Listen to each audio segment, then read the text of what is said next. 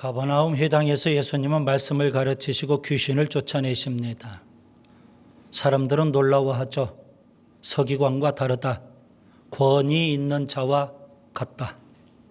예수님의 권위는 말씀을 가르치실 때뿐 아니라 귀신을 쫓아내실 때, 그리고 또한 병자를 고치실 때에 그대로 드러납니다.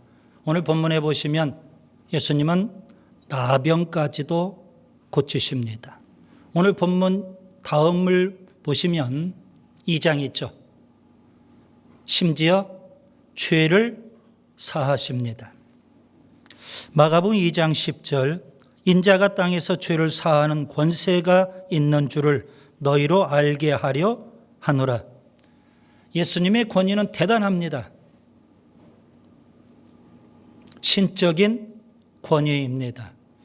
마가복음의 저자인 마가는 예수님의 권위를 세 가지 측면에서 우리에게 설명해 주고 있습니다. 첫째, 예수님의 신분입니다. 마가복음 1장 1절을 보세요. 하나님의 아들 예수 그리스도의 복음의 시작이라. 예수님은 하나님의 아들이십니다. 예수님의 권위는 하나님의 아들이시라는 신분에 있습니다. 둘째, 성령의 충만입니다. 마가복음 1장 10절을 보세요.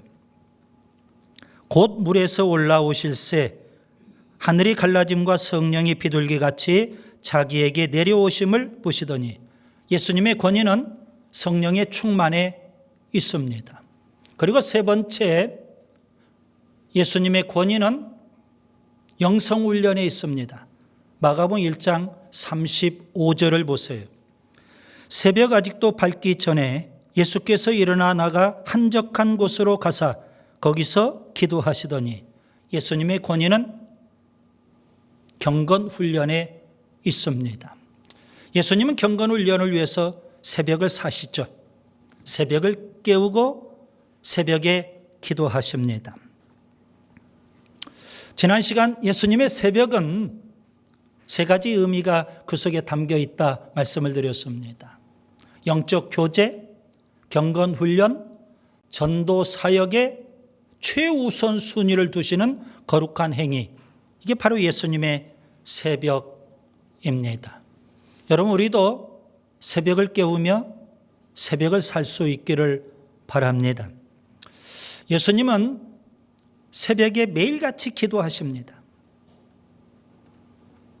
그리고 오늘 본문에 보시면 한 사람을 만나십니다. 나병 환자의 나병을 고쳐주십니다. 오늘 설교의 제목은 나병 환자의 치유, 달리 표현하면 신유이죠. 그래서 오늘 본문을 중심으로 저는 신유에 대해서 세 가지를 말씀드리려고 합니다. 첫째, 소원을 품고 기도해야 합니다. 우리 한번 따라서 하겠습니다. 소원을 품고 기도하자. 본문 40절을 보겠습니다. 한 나병 환자가 예수께 와서 꿇어 엎드려 간구하여 이르되 원하시면 저를 깨끗하게 하실 수 있나이다. 자, 본문 40절을 통해서 나병 환자의 세 가지 행동, 여러분이 깊이 주의 깊게 살펴봐야 됩니다. 그의 세 가지 행동은 뭘까요? 첫 번째 행동은 예수께 와서라고 했습니다. 그는 나병이라는 아주 심각한 문제를 안고 삽니다. 그런데 그는 포기하지 않습니다. 낙심하거나 절망하지 않습니다. 그는 그 문제를 안고 예수님에게 나옵니다. 여러분, 예수님은 우리 인생의 모든 문제에 대한 해답이 되시는 줄 믿습니다. 예수님은 이렇게 말씀하십니다. 마태복음 11장 28절, 수고하고 무거운 짐진 자들아 다 내게로 오라. 죄의 문제, 가난의 문제, 질병의 문제, 가정의 문제, 자녀의 문제, 일터의 문제, 우리 인생의 모든 문제 혼자 끌어안고 근심 걱정 염려하지 마시고 이 나병 환자처럼 예수님 앞에 나와야 하는 줄 믿습니다. 나병 환자의 두 번째 행동은 꿇어 엎드려라고 했습니다. 그는 겸손합니다. 어떻게 보면 그는 나병 때문에 예수님 앞에 나왔고 나병 때문에 예수님 앞에 무릎을 꿇고 엎드렸던 겁니다. 만약 그가 성한 사람이라면 그는 예수님 앞에 나오지 않았을 겁니다. 만약 그가 건강한 사람이라면 예수님 앞에 절대 무릎을 꿇거나 엎드리지 않았을 겁니다. 여러분, 우리 인생의 무거운 짐, 심각한 문제 우리가 다 겪는 거 아니겠습니까? 사람마다 반응이 달라요. 어떤 사람은 원망하고 불평합니다. 어떤 사람은 낙심하고 절망합니다. 그런데 나병 환자는 그 문제를 갖고 예수님 앞에 나와서 무릎을 꿇고 엎드립니다. 베드로전서 5장 5절, 하나님은 교만한 자를 대적하시되 겸손한 자들에게는 은혜를 주시느니라. 나병 환자의 세 번째 행동은 간구하여라고 했습니다. 그는 기도할 줄 아는 사람입니다. 그의 간구, 그의 기도를 좀 분석해 봤습니다. 세 가지 특징이 있습니다. 그의 간구는 겸손의 기도입니다. 문제를 안고 예수님 앞에 나와서 무릎을 꿇고 엎드릴 정도 겸손함이 있습니다. 그의 간구는 믿음의 기도입니다. 여러분, 나병이 나을 수 있다는 생각 자체가 이건 파격적인 생각입니다. 불가능한 것을 생각하는 겁니다. 내 나병 예수님이 고치실 수 있다. 그런 믿음이 그에게 있는 겁니다. 그의 간구는 지혜의 간구입니다. 나병 환자가 예수님 앞에 나올 때 마음속에 소원이 있겠죠. 나병이 나았으면 좋겠다. 그래서 예수님 앞에 나왔고 간절히 기도하는 겁니다. 그 소원을 품고. 그런데 그는 자신의 소원도 중요하지만 자신의 소원보다 예수님의 소원을 더 소중하고 귀하게 여깁니다. 그래서 원하시면, 누가 원하시는 거예요? 예수님이 원하시면 저를 깨끗하게 하실 수 있나이다. 그에게는 예수님의 소원을 헤아리는 지혜가 있습니다. 여러분, 기도할 때 우리가 소원을 품고 기도한다는 것 굉장히 중요한 일입니다. 마가복음 10장에 예수님이 한 사람을 만나십니다. 여리고에서 소경이며 거지인 바디메오를 만나십니다. 바디메오가 보이지는 않죠. 그런데 들려요. 사람들이 웅성웅성하는 게. 예수님이 지나가신다는 거예요. 그래서 그는 용기를 내서 부르짖습니다. 다윗의 자손 예수여, 나를 깨끗하게 하소서. 사람들이 뭐라고 합니다. 그거 아랑곳하지 않고 또 부르짖습니다. 다윗의 자손 예수여, 나를 깨끗하게 하소서. 예수님은 가던 길을 멈추시고 그를 부르십니다. 그리고 그에게 질문하십니다. 내게 무엇을 하여 주기를 원하느냐? 소원을 물어보십니다. 그때 바디메오는 뭐 주저할 거 없습니다. 즉각적으로 말합니다. 선생님이여, 낫기를 원합니다. 여러분에게는 소원이 있으세요? 하나님은 우리에게 꿈과 소원을 주십니다. 빌립보서 2장 13절, 너희 안에서 행하시는 이는 하나님이시니 자기의 기쁘신 뜻을 위하여 너희에게 소원을 두고 행하게 하시느니. 창세기에 요셉이 있어요. 그는 하나님이 주신 꿈을 품었어요. 그리고 인생을 살아가는 겁니다. 여러분, 오늘 우리도 하나님이 주신 꿈을 품고 우리의 인생을 살아갈 수 있기를 바랍니다. 바디메오처럼, 오늘 본문의 나병 환자처럼 소원을 품고 하나님 앞에 기도할 수 있기를 바랍니다. 그 다음에 둘째, 신유의 은혜를 체험해야 합니다. 따라서 합니다. 신유의 은혜를 체험하자. 본문 41절 42절을 보겠습니다. 예수께서 불쌍히 여기사 손을 내밀어 그에게 대시며 이르시되 내가 원하노니 깨끗함을 받으라 하시니 곧 나병이 그 사람에게서 떠나가고 깨끗하여진지라. 여러분, 본문 41절 42절에서 우리는 예수님께서 나병 환자를 어떻게 대하시는지 세 가지 태도를 우리가 살펴봐야만 됩니다. 첫 번째 태도는 불쌍히 여기사라고 했습니다. 예수님은 긍휼히 여기십니다. 측은히 여기십니다. 그의 나병 때문에 그가 얼마나 고통스러워할까? 그가 얼마나 힘들까? 그가 얼마나 아플까? 그가 얼마나 괴로울까? 주님은 다 아십니다. 깊이 공감하십니다. 히브리서 4장 15절 우리에게 있는 대제사장은 우리의 연약함을 동정하지 못하실 리가 아니요. 예수님은 사랑이 풍성하신 하나님, 공생의 기간 예수님은 사람들을 보시고 사람들을 대하실 때 불쌍히 여기셨습니다. 왜 그러셨을까요? 목자 없는 양과 같이 기진하며 고생하기 때문에 사람들을 보실 때 다 불쌍히 여기시고 긍휼히 여기시고 측은하게 여기셨던 겁니다. 그들의 아픔 주님은 깊이 공감하십니다. 예수님의 두 번째 태도, 손을 내밀어 그에게 대시며 라고 했습니다. 여러분, 이것은 굉장히 충격적인 일이죠. 나병 환자 아닙니까? 나병은 우리가 잘 아는 대로 아주 무서운, 그래서 사람들이 꺼려하는 전염병입니다. 그래서 한 마을에 나병 환자가 발생하면 그를 추방합니다. 쫓아내버립니다. 유대인들이라고 다르지 않습니다. 2미터 가까이 다가오지 못하도록 그들을 금지시킵니다. 가까이 오면 돌을 던지면서 쫓아내는 겁니다. 그래서 나병 환자도 스스로 죽은 자 취급을 합니다. 스스로.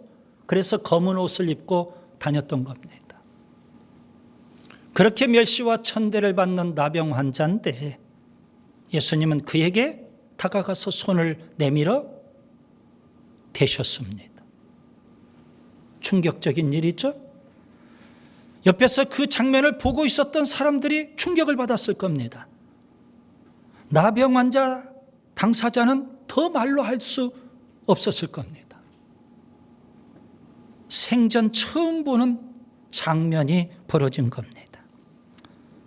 세 번째 예수님의 태도는 내가 원하노니 깨끗함을 받으라 선포하십니다.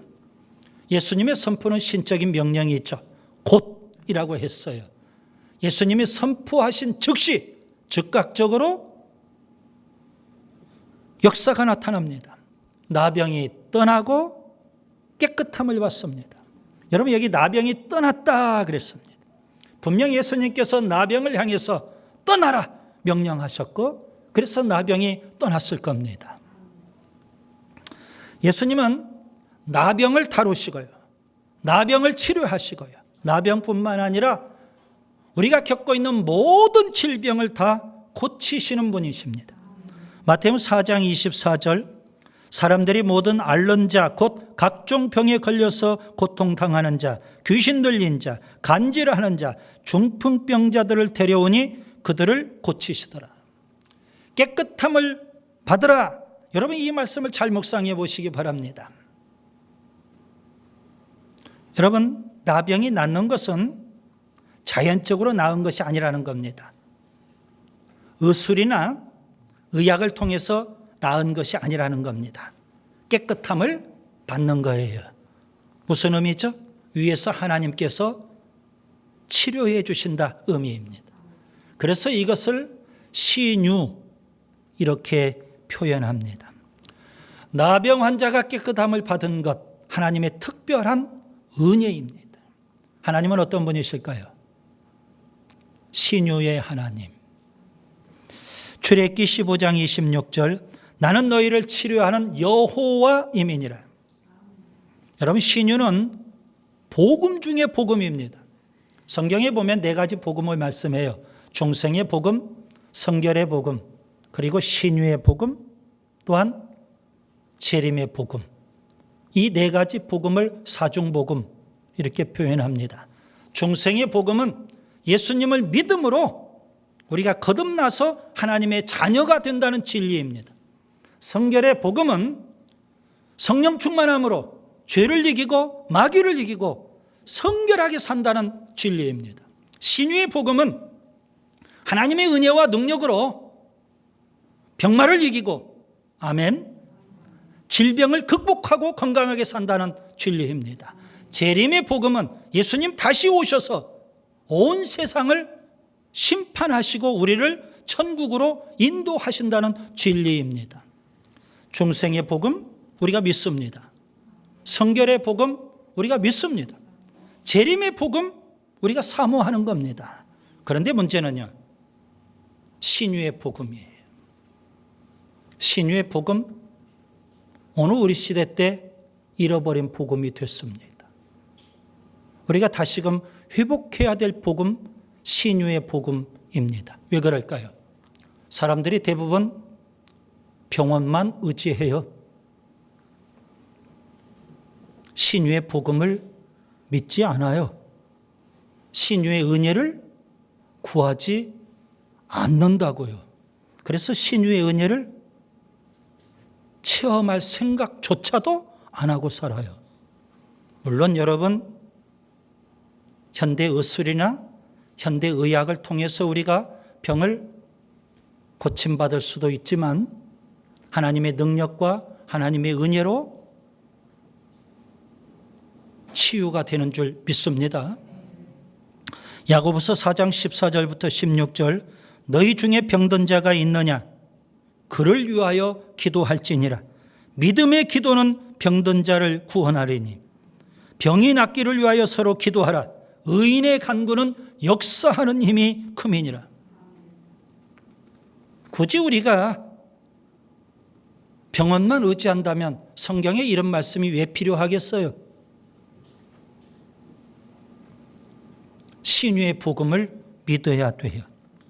소원을 품고 하나님께 믿음으로 기도함으로 신유의 은혜를 체험하는 은혜가 있기를 바랍니다. 셋째, 하나님 말씀에 순종해야 합니다. 따라서 하겠습니다. 하나님 말씀에 순종하자.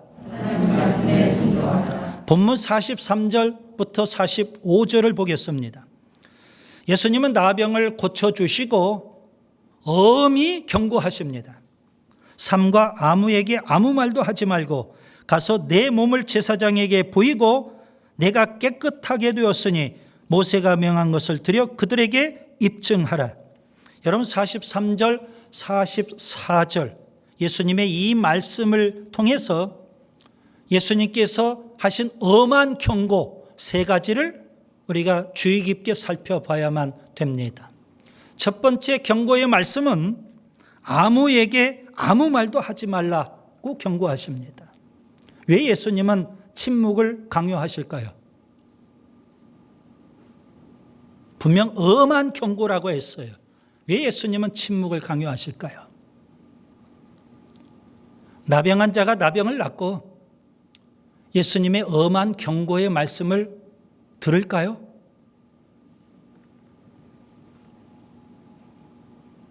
한번 여러분 생각해 보세요.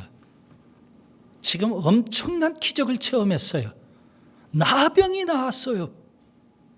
이건 기적 중의 기적이에요. 얼마나 기쁠까요? 온 세상을 다 얻은 것 같은 그런 느낌일 거예요. 예수님의 경고의 말씀 아마도 들리지 않죠. 여러분, 하나님의 말씀이 어느 때 들릴까요?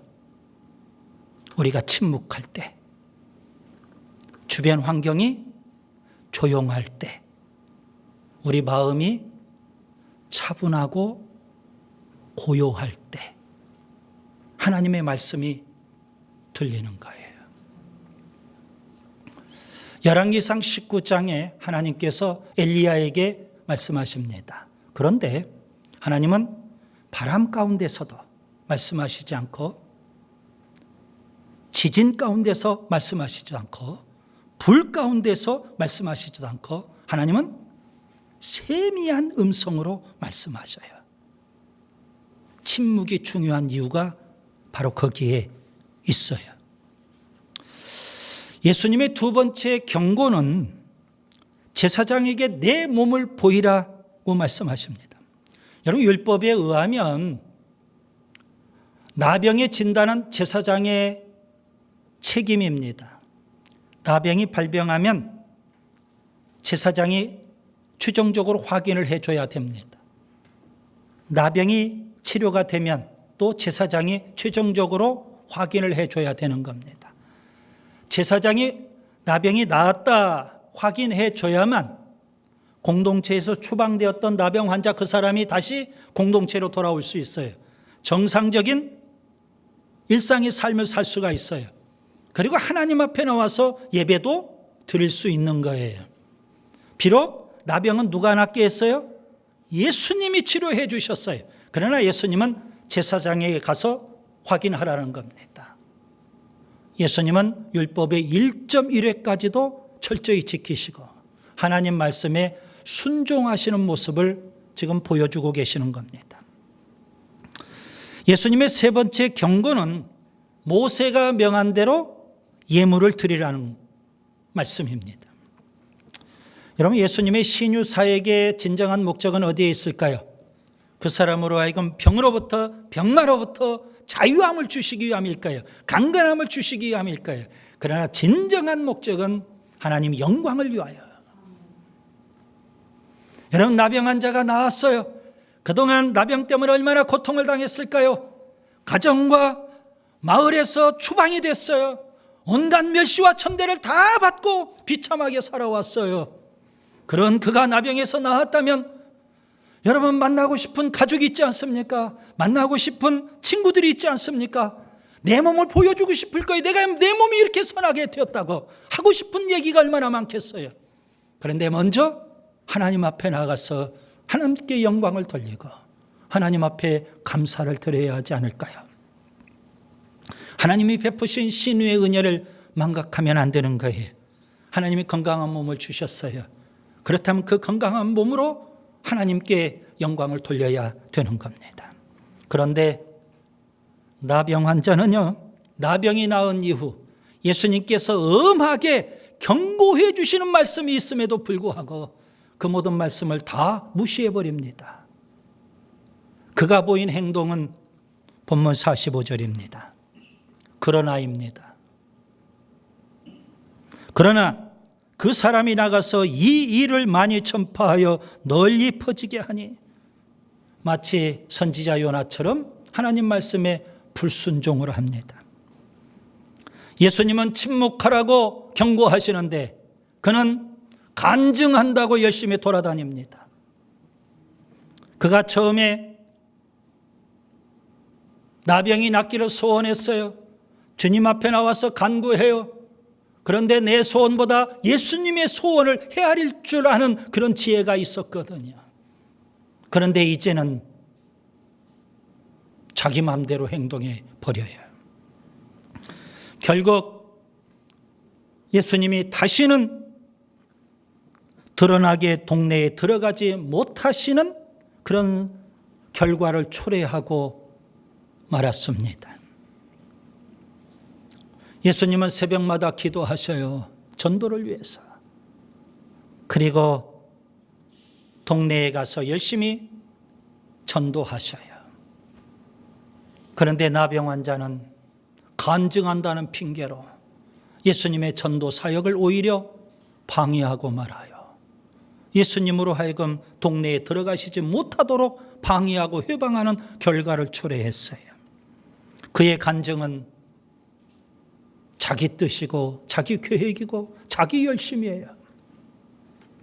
여러분, 정말 중요한 것은 하나님의 말씀에 순종하는 거예요. 그래서 오늘 본문에는 엄히 경고하셨다 이렇게 표현하고 있는 겁니다. 위험한 것은 이겁니다. 신유의 은혜를 체험한 이후에요. 우리가 복받은 이후, 기도 응답을 받은 이후, 병 고침을 받은 이후, 기적을 체험한 이후, 그때가 가장 위험한 때예요. 하나님 말씀을 잘 안 듣거든요. 하나님 말씀에 순종하지 않거든요. 자기 뜻대로 자기 마음대로 해버리거든요. 자기 열심에 취해서 열심히 뭐해요? 간증한다고 돌아다니거든요. 순종이 중요합니다. 말씀을 정리합니다. 예수님은 신적인 권위를 갖고 사역하십니다. 말씀도 전하시고 귀신도 쫓아내시며 심지어 나병까지도 고치십니다. 대단한 권위입니다. 성경은 신유의 복음을 분명 말씀하고 있습니다. 나병 환자처럼 소원을 품고 믿음으로 기도해서 신유의 은혜를 체험할 수 있기를 바랍니다. 그런데 나병 환자는요, 신유의 은혜를 체험한 이후 그는 말씀에 불순종합니다. 오히려 예수님의 전도 사역을 방해하고 말았습니다. 은혜를 체험한 이후, 복을 받은 이후, 응답을 받은 이후 오히려 하나님 말씀 더 들어야 되고 하나님 말씀에 더 순종해야 되는 줄 믿습니다.